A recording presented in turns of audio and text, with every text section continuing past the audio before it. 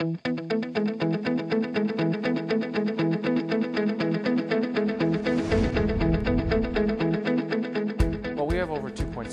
ville de Toronto compte à elle seule plus de 2,6 millions d'habitants, et cela n'inclut pas les centaines de milliers de personnes qui viennent chaque jour y travailler ou y magasiner.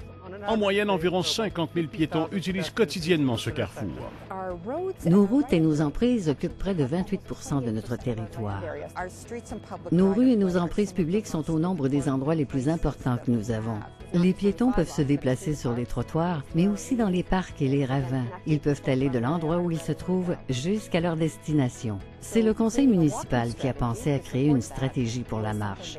Des citoyens, des membres de la collectivité, des membres du conseil et les employés y ont tous travaillé. Le conseil municipal a adopté en 2007 un plan d'action sur les changements climatiques qui inclut des objectifs de réduction des émissions de gaz à effet de serre de 30 % en 2010 et de 80 % en 2050.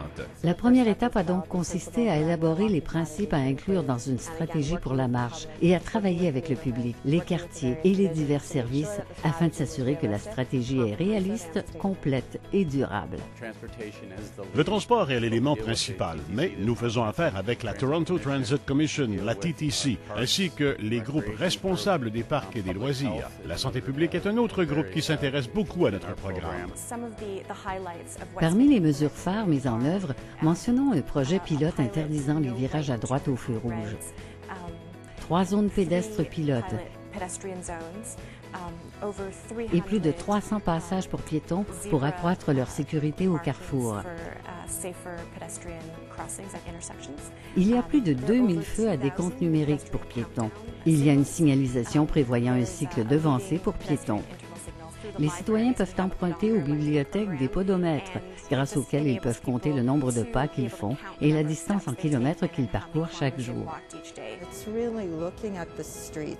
Il faut examiner les rues et voir les petites choses que nous pouvons faire pour améliorer la qualité de vie et l'expérience des citoyens. Nous avons de grandes banlieues avec de très larges trottoirs. Toutefois, le centre-ville est très dense et il y a des véhicules stationnés dans les rues. Il est difficile de déneiger. Dans ces zones, nous avons donc établi des règlements municipaux en vertu desquels les citoyens sont responsables du déneigement des trottoirs. Le taux de respect du règlement est de plus de 90 %. C'est donc que les citoyens de Toronto considèrent également que la mobilité est importante.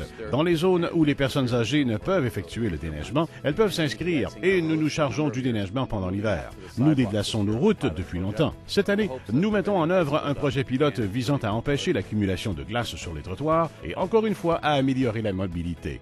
Après la mise en œuvre de chacune de ces mesures, nous évaluons leurs répercussions et la mesure dans laquelle elles permettent d'atteindre nos objectifs de réduction de gaz à effet de serre. Les partenariats et la vision sont essentiels, mais cela se résume à quelque chose de très fondamental.